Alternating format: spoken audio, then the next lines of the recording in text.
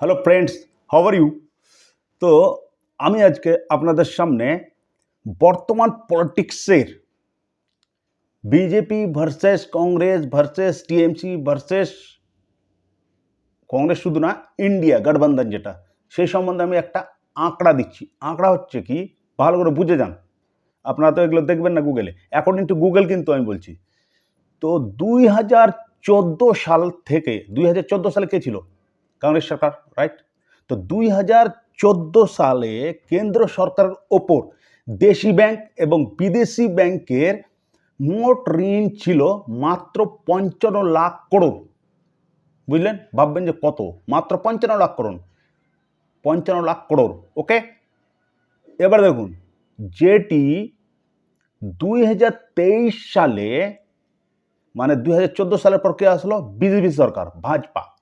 তো 2014 সালের পরে বিজেপি আসার পর থেকে ওর 4-5 গুণা বৃদ্ধি পেয়েছে ঋণে। এবার কেমন করে বলেছি, ডিসেম্বর 2023 সাল পর্যন্ত অ্যাকর্ডিং টু গুগল এবং according to any newspaper, BJP দেশি এবং বিদেশি ব্যাংকের ঋণ বেড়েছে কত জানেন? বর্তমানে বেড়ে আছে 161 লাখ করোড়। আরও বেড়েছে, 23 পর্যন্ত বললাম, 161 লাখ করোড়। আর এখন কত চলছে? 25।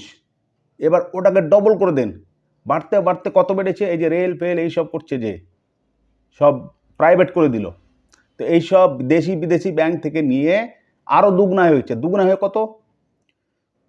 মোটামুটি 2025 সাল এখন পর্যন্ত বিজেপি সরকারের ঋণ আছে দেশি বিদেশি ব্যাংক থেকে, according to newspaper and Google. Okay, সেটা শুনলে আপনাদের মাথা খারাপ হয়ে যাবে। সেটা আসে 500 করোড়। ওকে, অ্যাপ্রক্সিমেট 500 লাখ করোড় ঋণ আছে। যেমন বুলেট ট্রেনের, আমি আর্টিকেলে পড়েছিলাম, নিজে পড়েছি, বুলেট ট্রেনে ঋণ কত ছিল? ঋণ কত আছে জানেন? 50 লাখ করোড় ওখান থেকে ঋণ নিয়েছে বুলেট ট্রেন তৈরি করার জন্য। আর যদি জাপান সরকার বলছে, যদি 50 লাখ করোড় 50 সালের জন্য ঋণ নিয়েছে, 50 সালে যদি আপনি শোধ না করতে পারেন তাহলে 5 সাল আরও সুদ নিব, আর 5 সালে যদি শোধ না করতে পারেন তাহলে আপনাদের বুলেট ট্রেন আমাদের হয়ে যাবে। তার মানে কি, ব্রিটিশ রাজ চলে আসবে। আস্তে আস্তে কী হবে, ঋণ শোধ করতে পারবে না, দিয়ে ওরাই রাজত্ব করবে। সামনে গত যে ব্রিটিশ ছিল স্বাধীনতার আগে, ওইভাবে গভর্নর নিযুক্ত করবে, যেমন লর্ড বেন্টিং, লর্ড মাউন্টব্যাটেন, এইসব গভর্নর নিযুক্ত করবে, আর আমরাকে আবার নীল চাষে পরিণত করবে। ওই জন্য বলছি এখনো সময় আছে, আপনাদের নলেজে ঢুকান। কোথায় 55 লাখ করোড় কংগ্রেসের টাইমে ছিল, আর বর্তমানে কত আছে? 23 পর্যন্ত 161 লাখ করোড়, আর সেটি মানে 3-4 গুণা বেড়ে হয়েছে কত? আমি আইডিয়া করে বললাম, অ্যাপ্রক্সিমেটলি 500 লাখ করোড় 2025 সাল পর্যন্ত। কার আমলে সেটা বুঝতে পারছেন? বিজেপির আমলে। ওকে, এবার আপনাদের আমি ওয়েস্ট বেঙ্গলের একটা কথা বলছি। সবাই বলছে মমতা দিদি কেন গঠবন্ধন করলো না, তা আমি বলে দিচ্ছি মমতা দিদি সাইকোলজি। এবার সবাই বলছে যে কংগ্রেসকে ভোট দেবো, কংগ্রেসকে ভোট দেবো, দেন মানা নেই, রাহুল গান্ধী তো আসছেই। এবার আমি বলে দিচ্ছি, মমতা দিদি কোনো দিন বিজেপির সাপোর্ট করবে না। এবার বলুন, আপনার যদি, মানে আপনি যদি সিএম হন, আপনার যদি কুর্সি থাকে, তা আপনি কি সেটা ছাড়বেন সহজে? এখনও 3 বছর বাকি আছে, তারপরে আবার এমএলএ ভোট হবে। ছাড়বেন না, কোনো দিনও কেউ ছাড়তে চাইবে না। তো মমতা দিদি যদি কংগ্রেসের সিট এখানে বেশি দিয়ে দেয়, তাহলে কি হবে? রাহুল তো আসছেই, 90% রাহুল গান্ধী। তাহলে কি হবে, আস্তে আস্তে আমাদের রাজ্যে টিএমসি শেষ হয়ে যাবে। কথাটা বুঝলেন?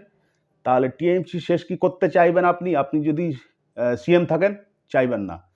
তো যারা গঠবন্ধন সরকার আছে ইন্ডিয়া, ওরা ডাইরেক্ট আছে, আর মমতা দিদি যেটা আছে, আমার সাইকোলজি বলছে এবং আমি লিখে দিলাম এটাই আছে, সেটা ইনডাইরেক্টলি আছে। ইনডাইরেক্টলি গঠবন্ধন আছে। ইনডাইরেক্টলি মানে বুঝলেন, কেউ ডাইরেক্ট আছে, কেউ ইনডাইরেক্ট আছে, কিন্তু বিজেপিতে কোনো দিনও যেতে পারে না। বুঝলেন? মমতা দিদি তো ডাইরেক্ট বলছে যে উনাকে বেঁধে নিয়ে আসবো, কোমরে দড়ি দিয়ে। এর আগে নিউজ শুনেননি? তো কী করে ও যেতে পারে? সম্ভব? এনআরসি ফেনআরসি করতে দিবে মমতা দিদি? পাগল? তো দিদিকে দিচ্ছে না, দিদিও দিচ্ছে, রাহুলও দিবে, ফয়দা দুই দিকেই। তাহলে এবার ভোটটা কোথায় দিবেন? রাজ্যের দিকে। ইনডাইরেক্টলি রাহুলের সাথে আমাদের দিদি ইনডাইরেক্টলি মানে গঠবন্ধনে আছে, আর যারা ডাইরেক্টলি আছে ওরা ডাইরেক্টলি আছে। এর মিনিংটা বুঝে যান। এবার এখানে বিজেপি সরকার কি করতো, যদি গঠবন্ধন করে নিত, একটা ভয় ছিল ফাঁসানোর, যে জেল ফেল এইসব তো ফাঁসাচ্ছে সাংসদকে, যে কোনো রাহুলকে ফাঁসি দিয়েছে, তাহলে আমাদের এখানে ফাঁসাতে কি ওয়েস্ট বেঙ্গলের যারা আছে, যেমন ইডি ফিডি এইসব, ওটা থেকে একটা সুরক্ষা পেল। 2 নম্বর, নিজের কুর্সি বাঁচাতে হবে, সবাইকে বাঁচাতে হবে। আমিও সিএম হলে আমি তো বাঁচাবো, কিন্তু আমি ইনডাইরেক্টলি সাপোর্ট কাকে করব?